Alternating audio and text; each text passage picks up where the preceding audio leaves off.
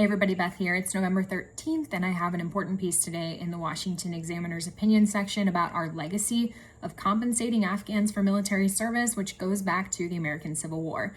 The reason that we know about Private Mohammed Khan is that his pension documents are on file online at the National Archives and Records Administration.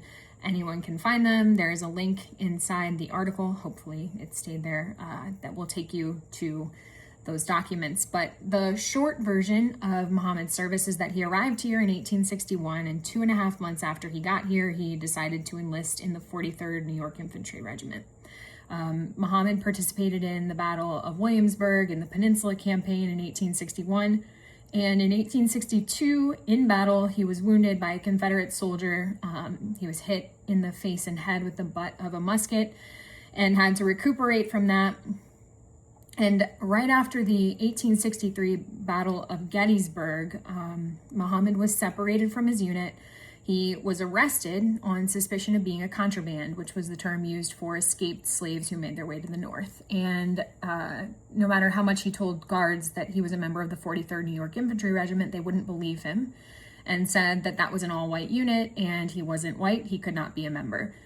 So for the next several months, Mohammed, who had been taken to Philadelphia with a number of contrabands, began to look for a way to rejoin the 43rd New York. And he found his chance when he found that the 14th New York was headed down to the Battle of Wilderness in May of 1864. So he hopped a train to join them, and he made his way to the front lines during the final day of the fighting at the Battle of Spotsylvania Courthouse. If you haven't read about it, I wrote about that battle this summer, and I was at the battlefield this summer. It's a very devastating campaign. Within 10 to 15 minutes of rejoining his unit, Mohammed was shot through the hand and became one of 17,000 casualties of that battle. So the reason that we gave him a pension is that Mohammed experienced rheumatism due to exposure, and we were grateful for his service, and we wanted to alleviate some of the suffering that he experienced. I wanted to juxtapose this with the promises that we've made to our Afghan allies during 20 years of war.